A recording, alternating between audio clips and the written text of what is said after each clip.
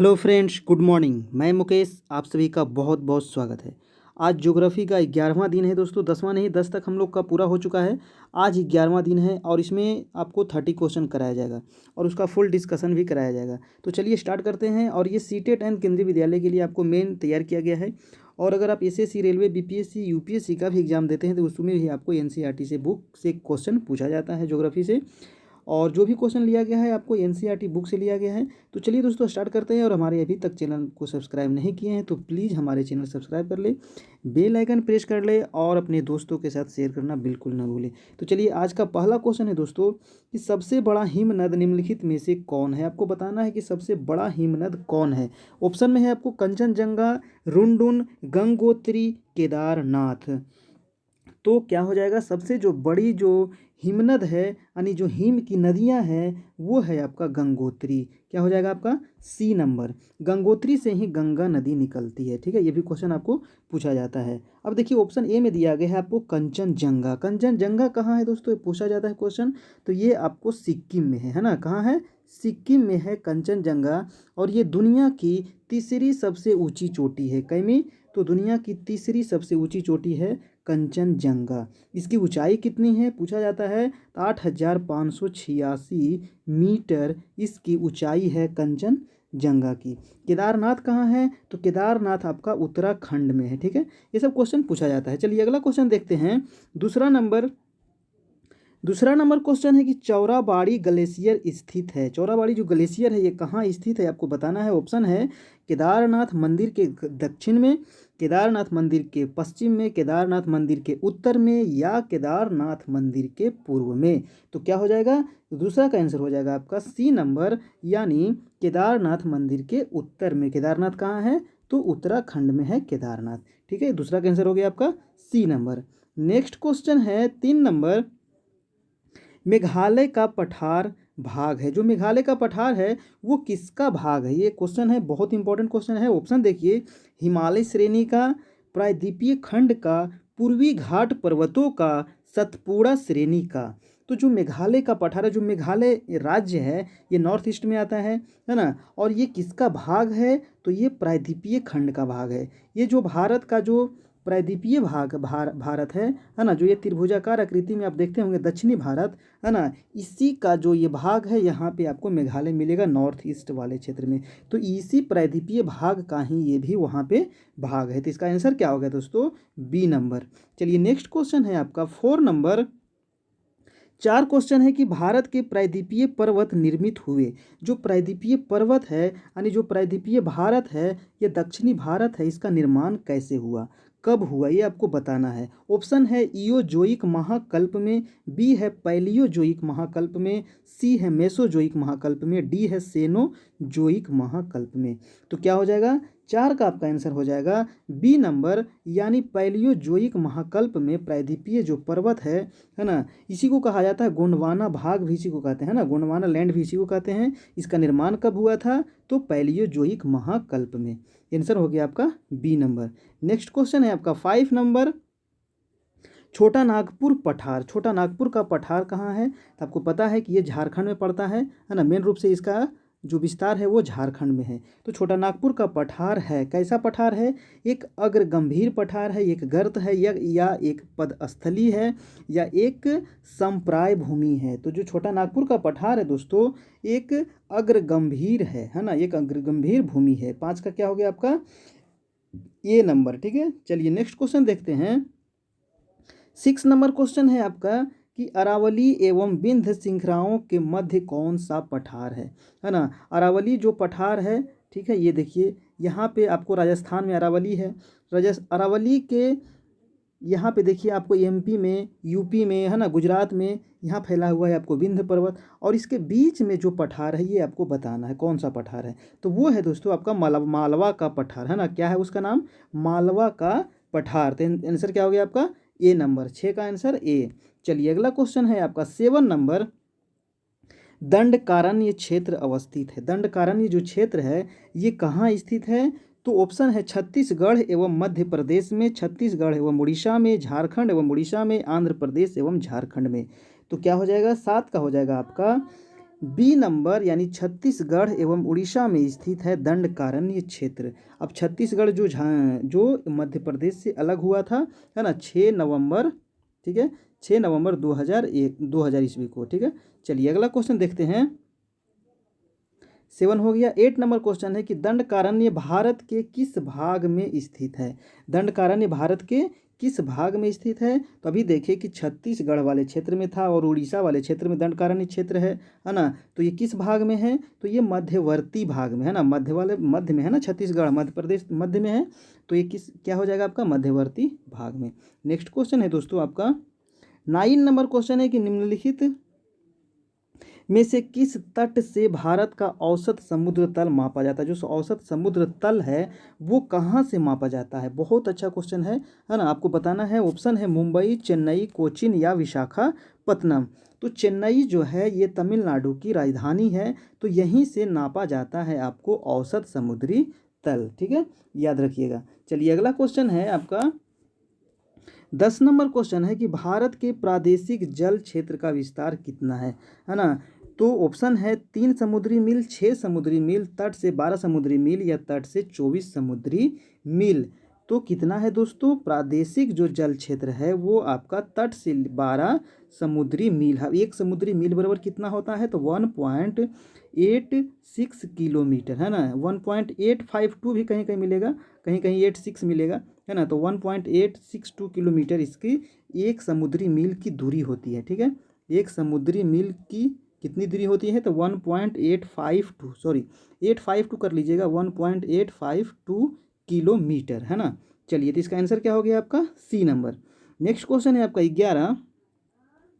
11 question है कि भारत की तट रेखा की कुल लंबाई कितनी है। जो भारत की जो कोस्टल एरिया है ना, यहाँ गुजरात से लेकर के आपको पश्चिम बंगाल तक, इसकी लंबाई कितनी है ये आपको बताना है।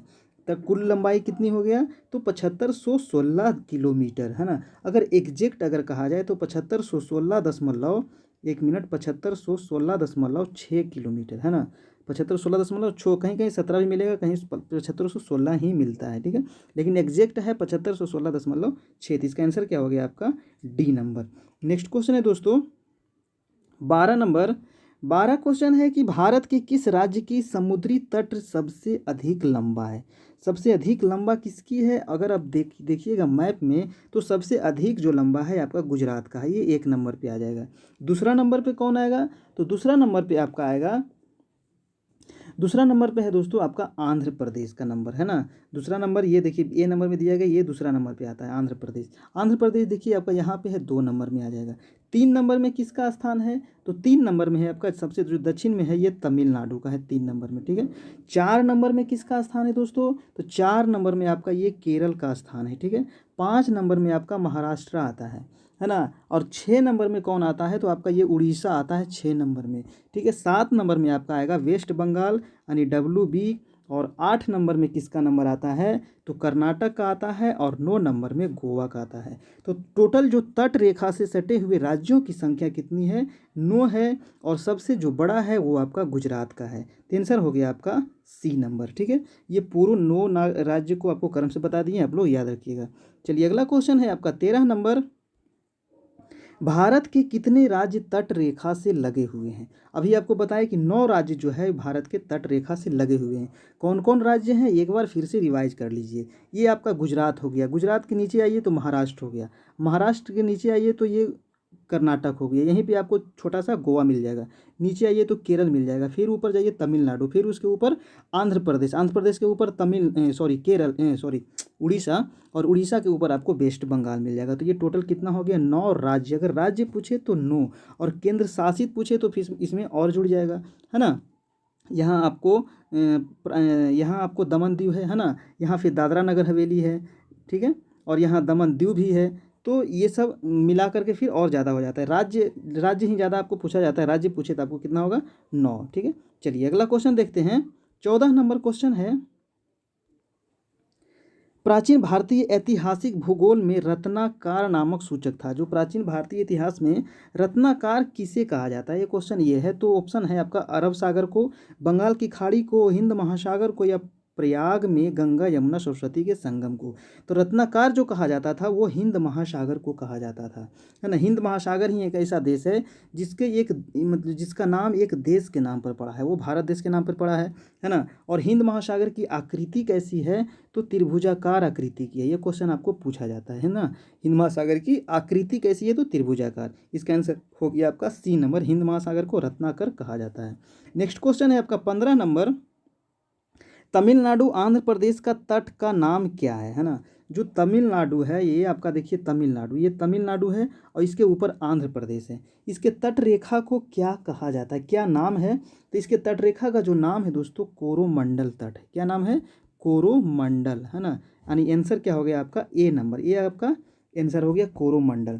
देखिए उत्तरी सरकार किसको कहते हैं, तो ये याद रखिए उत्तरी सरकार जो कहा जाता है ये आपको आंध्र प्रदेश में जो गोदावरी नदी के और कृष्णा नदी जो है, यहाँ आंध्र प्रदेश में आपको गोदावरी नदी आती है, कृष्णा नदी आती है, तो इसके बीच का जो क्षेत्र है इसी को कहा जाता है दोस्तों उत्तरी सरकार। इसको क्या कहते हैं, उत्तरी सरकार। और देखिए गोवा का जो गोवा से लेकर के मंगलोर तक का तट है, यहाँ आपको गोवा मिलेगा और यहाँ कर्नाटक केरल, यहाँ केरल के बीच मंगलोर है ना। इसके बीच के क्षेत्र को क्या कहते हैं, गोवा से मंगलोर के तट को कहा जाता है आपको कन्नड़ तट, है ना। ये भी आपको पूछा जाता है कन्नड़ तट, ठीक है। और देखिए और पूछा जाता है आपको मंगलोर से लेकर के कन्याकुमारी, यहाँ मंगलोर से लेकर के कन्याकुमारी जो तमिलनाडु में है, इस क्षेत्र तट को क्या कहते हैं, इसको कहते हैं दोस्तों मालाबार तट, है ना। ये हमेशा क्वेश्चन एग्जाम में पूछा जाता है, ठीक है। तो ये तट का नाम हमको बिल्कुल आपको बिल्कुल याद रखना है। और जो इस आंध्र प्रदेश के ऊपर जो उड़ीसा है, उड़ीसा के तट को क्या कहते हैं, तो उत्कल तट कहते हैं। क्या कहते हैं, उत्कल, ठीक है, याद रखिएगा। चलिए बहुत हो गया, आगे चलते हैं। 16 नंबर क्वेश्चन की निम्नलिखित में से किसे केप कोमोरिन नाम से भी जाना जाता है ना। केप कोमोरिन के नाम से किसे जाना जाता है, ऑप्शन है मिजोरम, कश्मीर, कन्याकुमारी या गुजरात। तो कन्याकुमारी को केप कोमोरिन के नाम से जाना जाता है। तो क्या हो गया आपका answer, C number. Next question है आपका 17 नंबर, अंडमान और निकोबार द्वीप सब समूह में सबसे अधिक ऊंचाई वाली चोटी कौन सी है। अंडमान निकोबार द्वीप समूह जो बंगाल की खाड़ी में है ना, इसकी सबसे ऊंची चोटी का नाम आपको बताना है। तो क्या हो जाएगा, इसकी जो सबसे ऊंची चोटी है वो है सैंडल पीक। सैंडल पीक जो इसकी ऊंचाई कितनी है, तो 738 मीटर इसकी ऊंचाई है, ठीक है, याद रखिए। और ये कहाँ स्थित है, तो ये उत्तरी अंडमान में स्थित है। कहाँ है, उत्तरी अंडमान है, क्योंकि अंडमान निकोबार द्वीप समूह में बहुत सारे द्वीपों से मिलकर बना हुआ है। तो ये कहाँ स्थित है, तो उत्तरी अंडमान में स्थित है। चलिए अगला क्वेश्चन देखते हैं 18 नंबर। 18 क्वेश्चन है कि अंडमान व निकोबार, ऑप्शन देखिए बंगाल की खाड़ी में 2 द्वीप हैं, बंगाल की खाड़ी में द्वीप समूह है, अरब सागर में द्वीप समूह है, या हिंद महासागर में 2 द्वीप हैं। तो क्या हो जाएगा, बंगाल की खाड़ी में द्वीप समूह है अंडमान निकोबार द्वीप समूह, ठीक है। चलिए अंडमान निकोबार द्वीप समूह की राजधानी कहाँ है दोस्तों, तो याद रखिएगा पोर्ट ब्लेयर। इसकी राजधानी कहाँ है, पोर्ट ब्लेयर। पूछा जाता है कभी कभी, राजधानी भी पूछ लिया जाता है। चलिए नेक्स्ट क्वेश्चन देखते हैं।